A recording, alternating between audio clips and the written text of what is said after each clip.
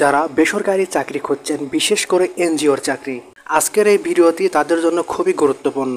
Caritas এনজিওতে 15,000 টাকা বেতনের বিশাল circular প্রকাশিত হয়েছে। যারা এনজিও প্রতিষ্ঠানে চাকরি করতে আগ্রহী এই ভিডিওটি দেখুন এবং আবেদন করে ফেলুন। এখন আপনাকে জানতে হবে আপনি কারিতাস এনজিও প্রতিষ্ঠানে আবেদন করতে পারবেন কিনা, বা আপনার মধ্যে এখানে আবেদন করার জন্য সেই যোগ্যতা আছে কিনা। তাই আপনাকে জানতে হবে এখানে আবেদন করতে কেমন ধরনের শিক্ষাগত যোগ্যতা লাগবে, বয়স কেমন লাগবে, অভিজ্ঞতা লাগবে কিনা, চাকরি কোথায় হবে, চাকরির ধরন কেমন হবে, এই বিষয়গুলো আপনাকে বিস্তারিত জানতে হবে। আর আপনি যদি এই বিষয়ে বিস্তারিত জানতে চান তাহলে আজকের এই ভিডিওটি আপনাকে শুরু থেকে শেষ পর্যন্ত দেখতে হবে। তাহলে চলুন আমরা দেখে আসি এখানে আবেদন করতে কি কি যোগ্যতা লাগবে।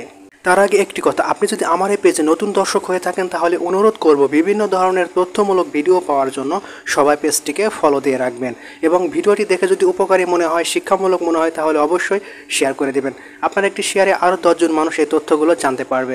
এবং এই ভিডিও বিষয়ে যদি আপনার কোনো মতামত থাকে বা কোনো প্রশ্ন থাকে তাহলে অবশ্যই কমেন্টের মাধ্যমে জানাবেন। পদের নাম হচ্ছে ক্রেডিট অফিসার, অর্থাৎ কারিতাস এনজিওতে ক্রেডিট অফিসার পদে নিয়োগ বিজ্ঞপ্তি প্রকাশ করেছে। শিক্ষাগত যোগ্যতা, এখন আপনাকে জানতে হবে কারিতাস এনজিওতে আবেদন করার জন্য আপনার শিক্ষাগত যোগ্যতা কেমন দরকার, বা আপনার কতটুকু শিক্ষাগত যোগ্যতা থাকলে আপনি এখানে আবেদন করতে পারবেন। আপনাকে অবশ্যই এইচএসসি বা সমমানের পাশ হতে হবে, অর্থাৎ আপনি যদি ইন্টারমিডিয়েট বা সমমানের পাশ হয়ে থাকেন তাহলে কিন্তু আপনি এখানে আবেদন করতে পারছেন। বয়স, তো আপনাকে জানতে হবে যে এখানে আবেদন করার জন্য আপনার বয়স কেমন হতে হবে। তো সেক্ষেত্রে সার্কুলারে বলা হয়েছে যাদের বয়স 22 থেকে 35 বছরের মধ্যে তারাই শুধুমাত্র এখানে আবেদন করতে পারবে। অভিজ্ঞতা, এখন আপনাকে জানতে হবে এখানে আবেদন করার জন্য কোনো অভিজ্ঞতা লাগবে কিনা। তো এখানে আবেদন করার জন্য যারা নতুন এসএসসি পাস করেছে তারাও এখানে আবেদন করতে পারবে, কিন্তু যাদের ক্ষুদ্র ঋণ কার্যক্রমে যাদের 2-4 বছরের অভিজ্ঞতা রয়েছে তারাও যদি এখানে আবেদন করে সেক্ষেত্রে তাদের অগ্রাধিকার একটু বেশি থাকবে। অর্থাৎ আপনারা বিষয়টা বুঝতে পারলেন যে এখানে যাদের অভিজ্ঞতা নেই তারাও আবেদন করতে পারবে, পাশাপাশি যাদের অভিজ্ঞতা রয়েছে তারাও এখানে আবেদন করতে পারবে। কাজের ধরন, এখন আপনাকে জানতে হবে যে এখানে চাকরি হলে আপনাকে কী ধরনের কাজ হবে। সেক্ষেত্রে আপনাকে মাঠ পর্যায়ে গিয়ে ক্ষুদ্র ঋণ কার্যক্রম, অর্থাৎ মানুষদেরকে, গ্রাহকদেরকে ঋণ দিতে হবে এবং ঋণ গ্রহণ করতে হবে, এই ধরনের কাজ করতে হবে আপনাকে এই পদের জন্য।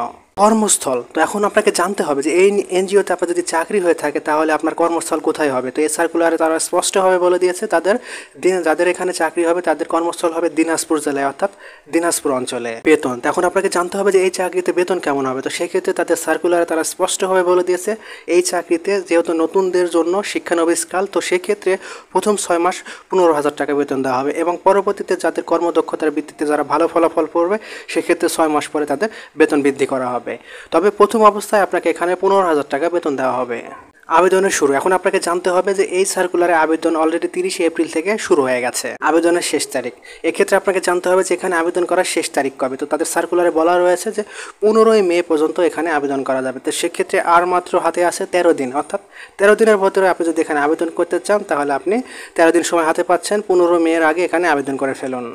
আবেদন করবেন কিভাবে, এখন আপনাকে জানতে হবে যে এখানে আবেদন করবেন কিভাবে। তো এখানে আবেদন করার জন্য আপনাকে অবশ্যই অনলাইনের মাধ্যমে, অর্থাৎ bdjobs.com এই ওয়েবসাইটে গিয়ে আপনাকে এই এনজিওতে আবেদন করতে হবে। আমি আবারও বলছি, অনলাইনের মাধ্যমে আবেদন করতে হবে। bdjobs.com এর মাধ্যমে আপনাকে এখানে আবেদন করতে হবে।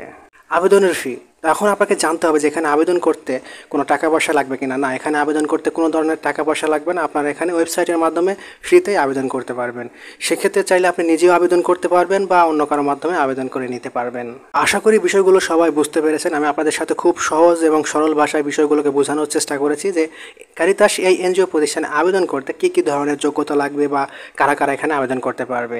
তো এই বিষয়ে যদি আরও কোনো প্রশ্ন থাকে বা কোনো কিছু জানার থাকে তাহলে অবশ্যই কমেন্টের মাধ্যমে জানাবেন সবাই।